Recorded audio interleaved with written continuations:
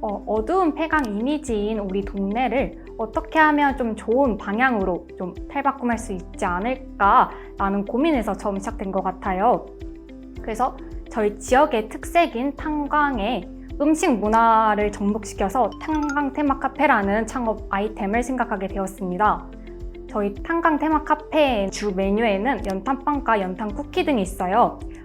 이들은 연탄의 모양을 형상화시킬 수 있는 디자인으로 만들어져서는 좀 일반 카페와는 다른 좀 차별성을 둔 것 같습니다. 저희는 사회에서 발생하는 다양한 문제에 관심을 가지고 이를 해결하기 위한 IT 프로젝트를 진행하고 있습니다.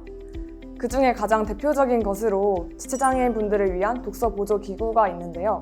신체적인 장애를 가지신 분들을 위한 보조 기기가 비쌀 뿐만 아니라 보통 일상생활에서 꼭 필요한 그러한 부분에만 초점을 맞추고 있을 뿐이지 문화생활에 있어서는 사각지대가 존재한다는 것을 저희가 발견하였습니다. 특히 독서의 경우 컴퓨터를 활용해서 전자책을 읽을 수 있다고는 하지만 종이책 접근에는 좀 어려움이 있다는 것을 저희가 발견하였고, 그래서 눈을 3초 동안 감았다가 뜨면 자동으로 인식해서 종이책을 넘겨주는 그러한 시스템을 개발하였습니다. 저희는 처음에는 되게 혁신적이고 창의적인 아이템을 만들려는 시도를 했습니다.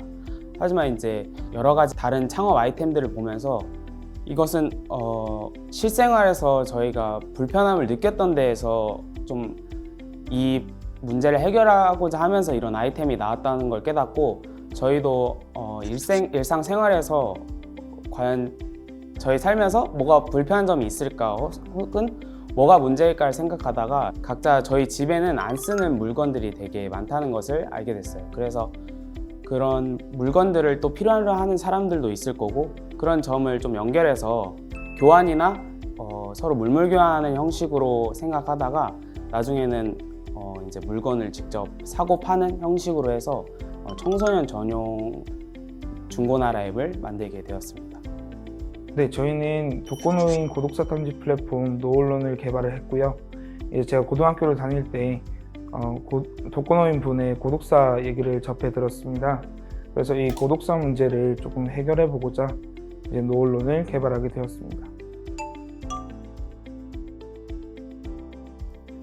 우선 저희가 아이디어로 생각하는 것과 이거를 실제로 현실 세계에서 만드는 과정에 고려해야 할 부분이 굉장히 많다는 부분이 약간 어려웠습니다.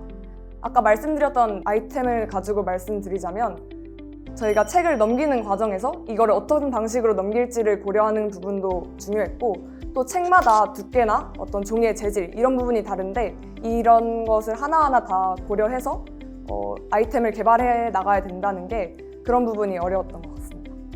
일단 저희가 여러 가지 방법을 찾아서 또 되게 다양하게 시도를 해봤거든요. 막 이렇게 돌려서 넘겨보기도 하고 밀어서 넘겨보기도 하고 다양한 방법을 통해서 가장 오류가 적게 넘어갈 수 있는 방법을 채택을 하였고, 또 아직은 그 책의 종류나 이런 부분이 제한적이긴 한데 그 두께마다 차이가 없게끔 알고리즘을 짜가지고 그 방법에 최대한 맞춰서 할 수 있도록 노력을 했습니다.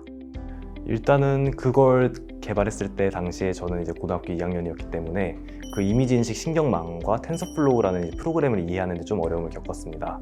그래서 이제 프로그램을 이해하기 위해서 방학 때 동아리실에 틀어박혀서 이제 아침 9시에 동아리실에 출근을 해서 저녁 6시에 퇴근을 하는 방식으로 계속 공부만 했습니다. 이를 통해서 알고리즘과 그 수학적 원리에 대한 이해를 증진시킬 수 있었고, 이를 통해서 프로그램에 필요한 프로그래밍 지식을 쌓을 수 있었습니다. 공부할 때 사실 공부 자체는 되게 재밌었습니다. 근데 다만 좀 힘들었던 점은 이제 고등학교 학업과 그 프로그래밍 공부, 수학적 공부를 같이 병행을 하려다 보니까 좀 시간이 많이 부족했고 체력적으로 힘들었다는 점이 좀 있었습니다. 아이디어 발전시키는 것 자체가 사실 창업 동아리를 하면서 가장 저를 괴롭혔던 부분이기도 하고 동시에 제일 재밌고 보람찼던 부분이라고 말씀드릴 수 있을 것 같습니다. 왜냐하면 아이디어를 계속 발전시키다 보면 하나 아이디어가 떠오르고 그 당시에는 순간적으로 이거 됐다, 이 아이디어면 되겠다라는 생각이 드는데 이게 고작 몇 분이나 며칠만 지나도 그 아이디어에서 부족한 점이 발견이 된단 말이에요. 그래서 굉장히 끊임없이 수정에 수정을 거쳐야 했던 부분이 조금은 어렵긴 했던 것 같습니다. 그래서 이 부분은 제 동아리에서는 아무래도 친구들과 최대한 많이 만나서 아이템에 대해서 최대한 많이 논의를 해봤던 게 좋은 극복 방법이었던 것 같습니다. 그렇게 논의를 하다 보면 또 다른 아이디어가 떠오르고 그럼 또 다른 방향으로 새롭게 아이템을 발전시킬 수 있었기 때문입니다.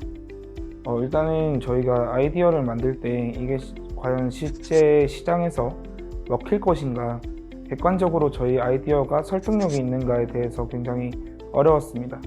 그래서 저희는 일단은 저희가 독거노인 플랫폼이다 보니까 사회복지센터에 가서 사회복지사분들이랑 직접 얘기를 나누고 그다음 전문 경영인 분들에게 직접 찾아가서 저희 아이디어에 대해서 많이 여쭤보았습니다.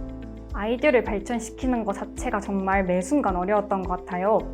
발전해 나가지 못하고 계속 같은 아이디어에 맴돌고 있다는 그런 느낌을 좀 자주 받았어요. 근데 저희는 그럴 때마다 그래서 억지로 막 새로운 아이디어를 막 끄집어내거나 좀 만들려고 노력을 한 것보다는 좀 아예 처음으로 돌아가서는 우리만의 그 아이템의 그 강점은 뭐지? 특색은 뭐지라고 생각을 하거나 아니면 내가 아예 역으로 생각을 해서는 소비자라 생각을 해서는 내가 만약 소비자라면 이 제품을 진짜 살 것인가? 내가 이 돈을 주고 여기 좀 투자를 할 것인가 라는 그 방향으로 좀 생각을 좀 하려고 노력을 했던 것 같아요.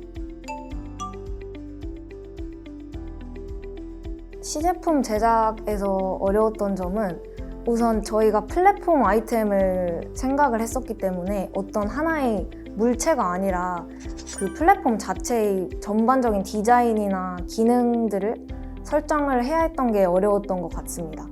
그래서 처음에는 무료로 웹사이트를 만들 수 있는 그런 프로그램을 찾아서 도전을 해보았는데 저희가 생각했던 분위기나 느낌이 잘 안 나와서 직접 그냥 저희가 손으로 그리기도 하고 PPT나 그 프로크리에이트 같은 프로그램을 활용을 해서 극복을 했던 것 같습니다. 특히 외부 기관 등에서 도움을 받을 수 있으면 정말 좋은 기회가 될 수 있지만 저희는 그러지를 못했어서 오히려 내부에서 뭐 콘텐츠 개발이면 콘텐츠 개발, 디자인이면 디자인 이렇게 역할을 부원들끼리 철저하게 분담했던 게 극복 방법이었던 것 같습니다. 아무래도 저희 아이템이 시중에 많이 알려져 있는 아이템이 아니었기 때문에 저희 시제품의 제작 방식이 굉장히 좀 어려웠던 것 같아요.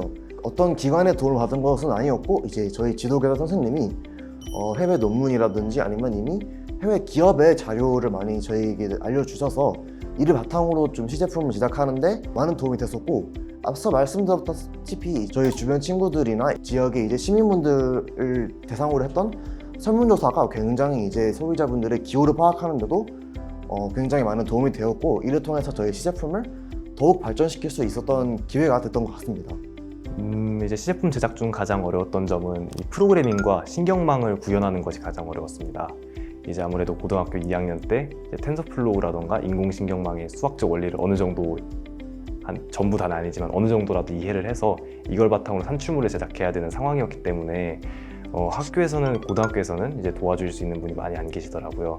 그래서 이제 이론적으로 막히는 부분이라던가 아니면은 프로그래밍 공부 같은 거는 유튜브를 주로 활용을 했습니다. 그래서 외국의 대학 강의라든가 아니면 석박사 논문 이런 것들을 좀 읽어보면서 완전히 이해는 안 되더라도 나름 어느 정도 공부를 하려고 노력을 했습니다. 그런 방식으로 해결했습니다. 저희 동아리는 이제 2020년과 2021년에 창업경진대회에 참가했었는데요. 이 창업경진대회에 참가하면서 정말 좋았던 것은 실제로 저희가 사업 계획서를 쓰고 이제 소비자들에게 기호를 어느 정도 파악을 하고 이 창업의 전 과정을 실제로 경험할 수 있다는 점이 너무나도 큰 좋은 자산이 되었고 좋은 경험이 되었던 것 같습니다. 실제로 나중에 사회에 나가서 저희가 실제로 창업을 할 때도 많은 도움이 될 수 있을 거라고 생각이 들고 이 창업경진대회를 통해서 저희가 이제 이런 아이템의 공급자의 입장이 아니고 저희 아이템을 투자해주는 투자자들 그리고 실제로 저희 아이템을 사용해줄 소비자들의 입장에서 저희 아이템을 볼 수 있었던 것이 이 창업경진대회에 참가하면서 가장 좋았던 것 같습니다. 네, 저는 20년도에 온라인 창업경진대회를 참가했고요. 그 경진대회에서 느낀 점은 무엇보다 계획과 실행이 중요하다는 것을 깨닫게 되었어요. 저희가 동아리를 운영하면서 아이디어를 발전시키고 다듬는 과정에서 다음 일로 무엇을 해야 될지에 대해 혼돈한 점이 많은 것 같은데 아마 그런 경험을 통해서 아무래도 이제 계획을 세우는 부분이 가장 중요하다고 느꼈던 것 같습니다. 제가 2019년에 대한민국 청소년 창업 경진대회에 참가한 적이 있었는데요. 그때 친구들이랑 같이 나가면서 대회라는 동기부여를 통해서 실제 아이템을 끝까지 구현을 해 나간 부분이 되게 뿌듯한 부분이었고, 또한 이 대회를 통해서 그 YP 사이트에서 그 팀원들과 함께 어떤 미션을 수행해 나가는 부분이 있었거든요. 그것도 함께 헤쳐나가면서 좋은 경험을 했었고요. 또 마지막에 부스 운영을 하면서 전국에 모인 다양한 친구들과 이야기도 나누고 그 친구들은 어떤 아이템을 가지고 창업 동아리를 운영하는지 이야기도 듣고 또 발표를 통해서 서로 피드백과 심사위원분들의 평가를 들으면서 좀 더 구체적으로 그 창업에 대한 준비를 헤쳐나갈 수 있었던 것 같습니다.